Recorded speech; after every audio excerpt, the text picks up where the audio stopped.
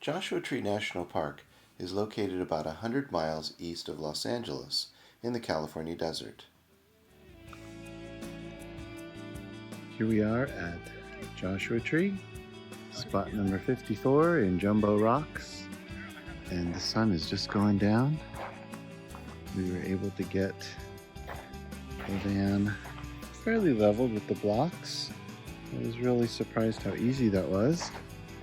We just kind of went right up on it, and we have this spot, and then we have all of this is all ours. The fire pit, barbecue, and the table. Pretty cool spot, babe. And that's where we'll sleep tonight. Look at that sunset. Beautiful.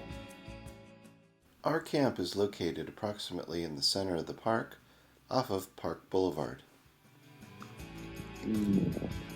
Lily says we missed the sunset, but I think it's pretty nice. It's the deeper, darker part of the sunset. Not too bad. Right, babe? Lily's not sure what to think.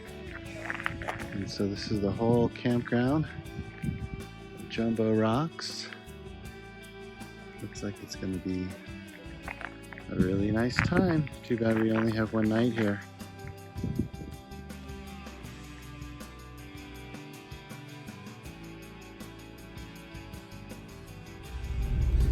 Okay, so we got off onto a back road. It's a little bumpy. It's making a noise. All that stuff that we packed that we didn't really pack it very well is rattling together into a symphony. But this is where we're going.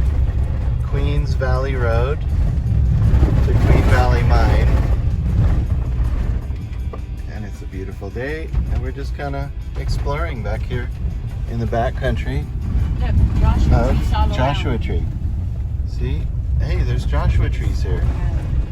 That kind of makes sense. So now we are going for a hike. We're on the Barker Dam Trail. And along the trail, I guess there are petroglyphs. So we're going to go take a look. But right now, take a look around. Jumbo rocks everywhere. So it looks like there's, beautiful big rocks and a lot of rocks for hiking. And bouldering. And bouldering. Okay, let's go see.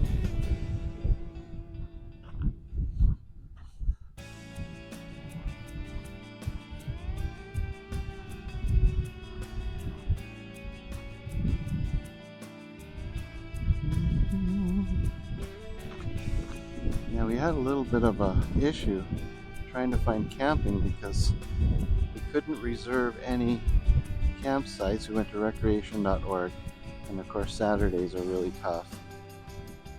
I did luck out to get the Friday night, which was last night, and we got like the last spot that was there, but then the Saturday was taken.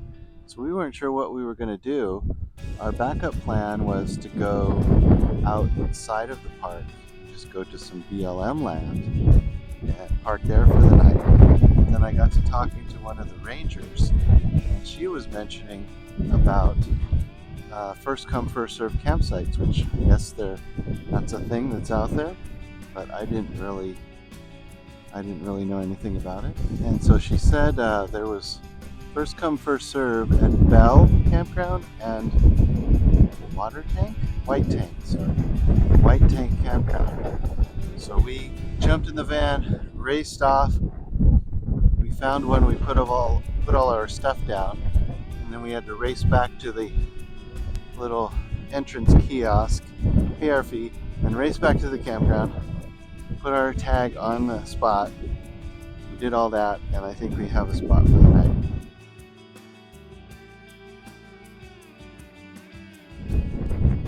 And so that's a great way to be able to park in the park, camp in the park overnight without having a reservation. You just get there early and try to put your stuff down at a first come first served spot. But I wouldn't recommend getting there maybe past 10 a.m. I think they're probably all gone by 10 a.m. So anyway, that was something I didn't know, and hopefully you guys can benefit from that.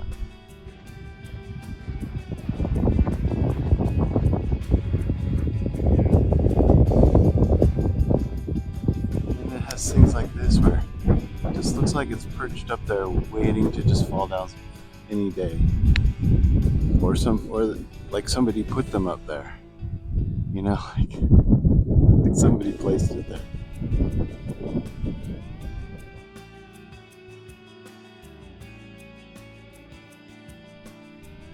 And I'm not sure which way to go. If we just had a sign somewhere of like which way to go, it would be great. Barker Dam was created nearly 100 years ago by cattle ranchers to create a water source for their cattle in this whole basin. In that time, the area was less hot and dry. There was actually grass in the surrounding area that allowed cattle to graze. And then this is Barker Dam from the backside. Lily just mentioned that if you get caught in some bad weather, you could just hide in this little cave under here, as long as no other critters came along and said, "Hey, that's where I live. Get out of here, buddy." And that would be a good spot. The panoramas were breathtaking. So that is San Gregorio Peak. Off in the distance, covered with snow. So we're here at the Petroglyphs. They go all through up into this cave, and you can see them up in here. They're really cool. They were Indians traveling through here, made these probably thousands of years ago. And they're saying that some of these are traced over. Maybe somebody, I don't know whether it was vandalism or they're just trying to help. But, you know. And then there's a really cool like hole through the rock here. It's just pretty neat, just from the wind and weather. So really something special.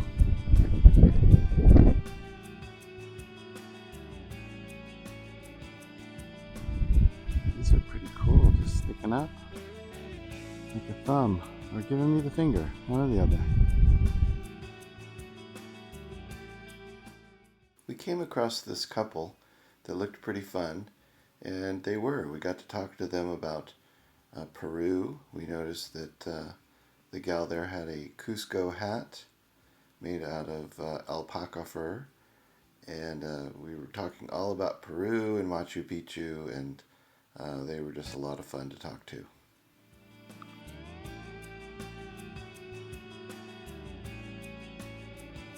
Okay, go, babe. You go first. Check for snakes and stuff, okay?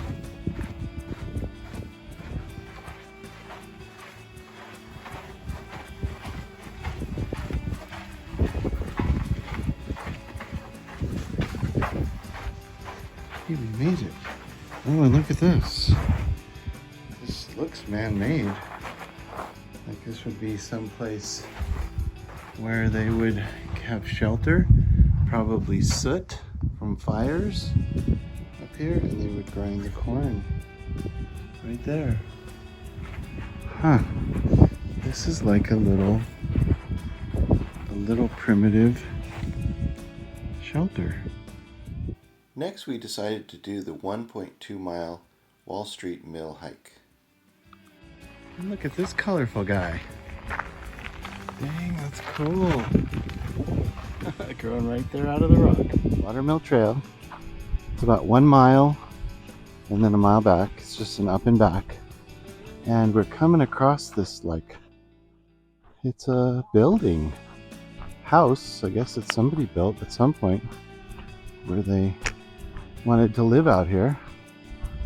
I think they thought it was a good idea.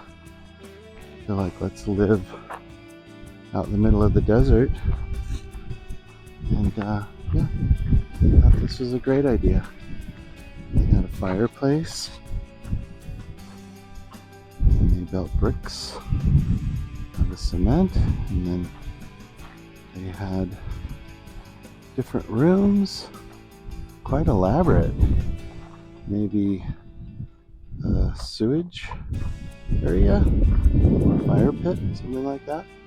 Right out here in the middle, Joshua Tree.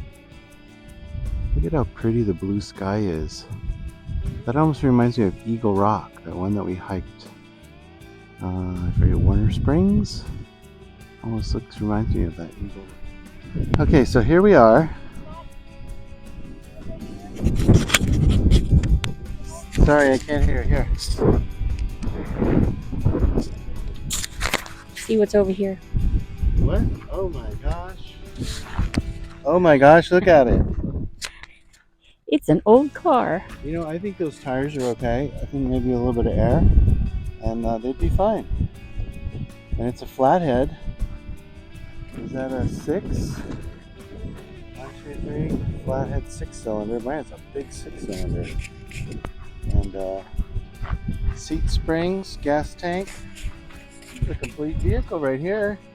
What do you think, babe? Think we can get it running? Good luck. One of those let's see if we can get it running videos. Yeah, I think there's some gas. Put some gas in the tank and a battery and some air in the tires. Yep. It would be great. It would work perfectly.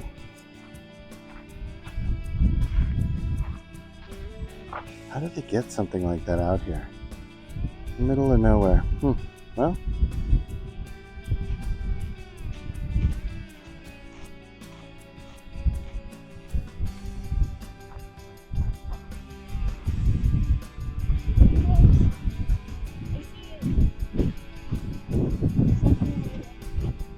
I think she's looking at that.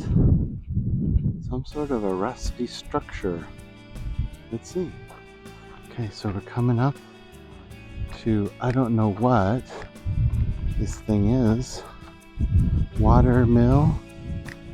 So it's a water mill. For what, like gold mining, I would guess? You have a track. And then, oh, it's all fenced off. Okay, that's cool. A bunch of old pieces of wood. Made by DeMitt Company, LA. Los Angeles? Why pay more? Good motto. Yeah, I agree with that. LA, Louisiana, or probably Los Angeles, I guess. And then it's got some wheels up there. And yeah, I guess it's probably for gold mining, I guess. I'll look that up and I'll let you guys know. And then all the tons of gold would come pouring out there. Oh yeah, and it's like the silt and stuff would come down and they would shake out and they would drain off. Yeah, I'm guessing gold panning. Looks like sort of the same type.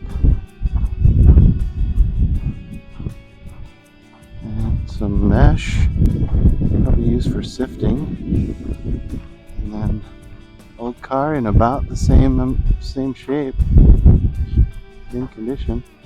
Oh, this is a V8, I think. Huh. No, it's not a flathead. And this thing could probably chug along pretty nicely. Carry a lot of weight. Ooh, bunny rabbit. There he goes. I don't know if you caught that.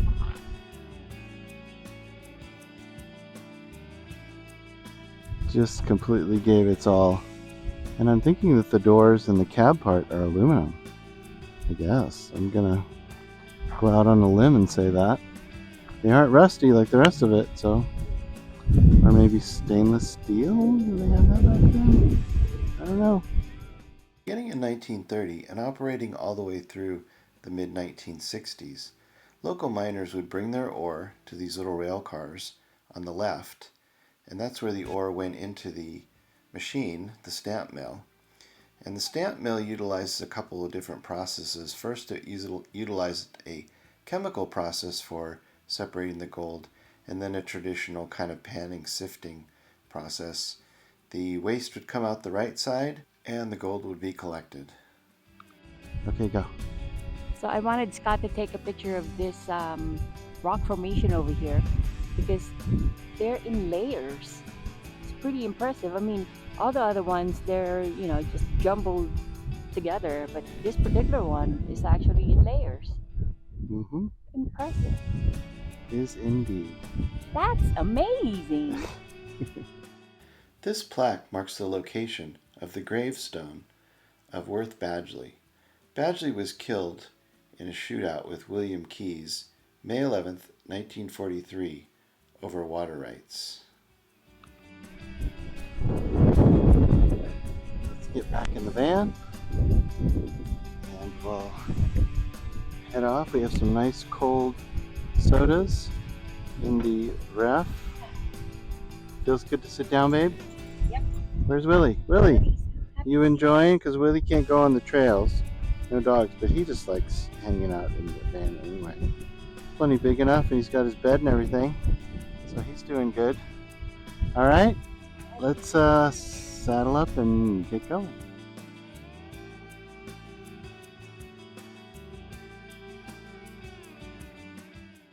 At an elevation of over 5,000 feet, Key's View in Joshua Tree gives you an excellent view of Mount San Jacinto on the right, Palm Springs in the middle, and Salton Sea is almost 100 miles on the far left.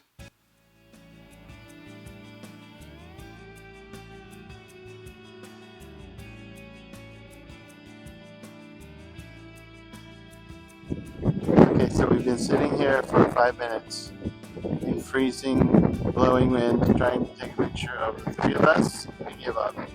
Just the two of them, and Willy is sort of grumpy. He doesn't want to look the right way or smile. It's like, where's the van? How come we're not in the van? This is terrible. And we have our bed kind of all set up for tonight. And again, our electrical says I do battery. It's fully charged, so even though we've used a lot of power the last day and today, the solar panels have completely charged the battery up. And we're back to 100%. So it's about 4:08. That's the right time. And I got the shades put up in the front and the window open, and Willy is getting a walk out there with Lilly. Let me show you around the campground a bit. We got pretty lucky here with this first come first serve. We have a nice picnic table. Not sure if we'll put out this over here is our carpeting. And then we have a stove here, which we don't have any wood or charcoal, and a fire pit, which we don't have any wood or charcoal. That's it, but you cannot beat the view. It's $1 million view.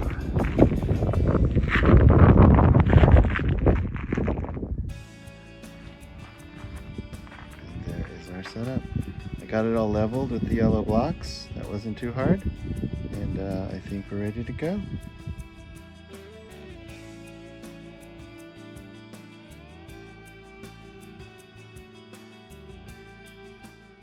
We had a wonderful couple of days hiking and camping in Joshua Tree.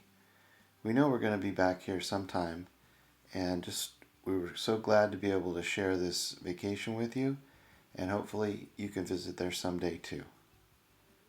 Thanks for watching.